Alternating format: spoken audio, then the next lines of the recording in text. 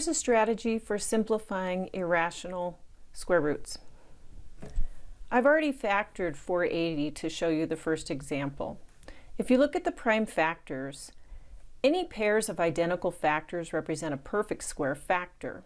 So it turns out that 2 times 2, or 4, is a factor, and from that we can take the square root of these individually. The square root of that is 2. Here's another pair of identical factors. The square root of that is 2. The rest of the factors don't match each other. They're going to be the remainder. Here's how we write the answer.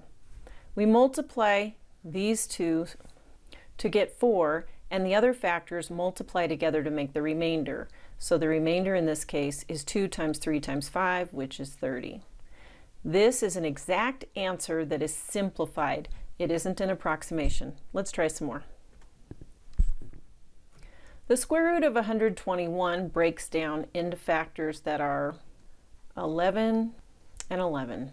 Those are identical, so 11 is the answer and there is no remainder. 150 breaks down this way. So the only identical factors we have are 5 times 5. The square root of that is 5.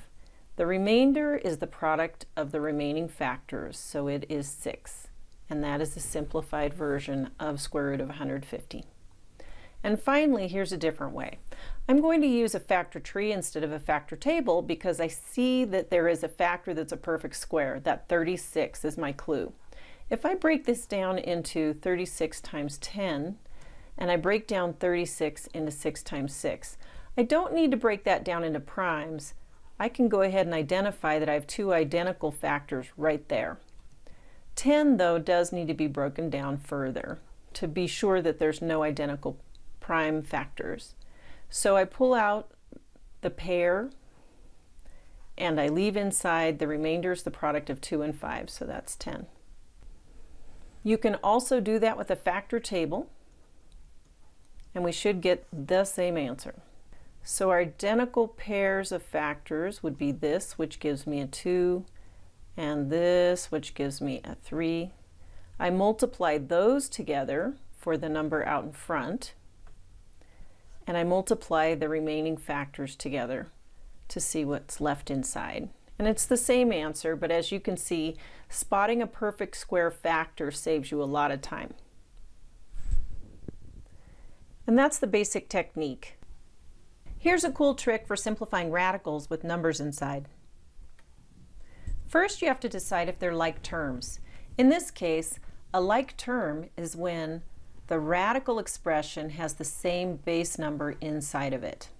Okay, these are like terms, and the 2 is different. So this is an unlike term, and we can't combine it with the others. Now think of it this way. This is like one of those plus 3 of those. So we've got 4 square roots of 5 altogether, and we still have minus 8 square roots of 2. We can't combine it any further. So that's the background of like and unlike terms for radical expressions. Now down below, these look like 3 unlike terms, but when the numbers are this large, you really need to simplify them first before you know if they're like terms.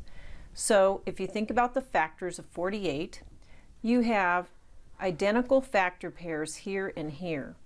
So you pull out a 2 for that and a 2 for that, and the answer, which is equal to 4, and you're stuck with square root of 3. So first we change square root of 48 to 4 square roots of 3. Okay, now let's look at the factors for 27. We have one identical factor pair, so we can pull a 3 out, and we're stuck with a 3 inside. But this one's kind of interesting because there was already a 2 out in front. We multiply that by the 3 that we pull out, and that becomes 6 out in front. We're still stuck with that remainder factor of 3 inside. Okay? And now we have a minus in front of square root of 75. So let's look at the factors of 75. We have one pair of factors, so we pull 5 out in front, and we're stuck with that remainder 3 inside. Well, now look what we've got. These are all like terms, so we simply count them up. We have 4 plus 6 more minus 5. That's 10 minus 5. So we have 5 square roots of 3 altogether. And that is the simplified answer. Isn't that a cool trick? Go try it.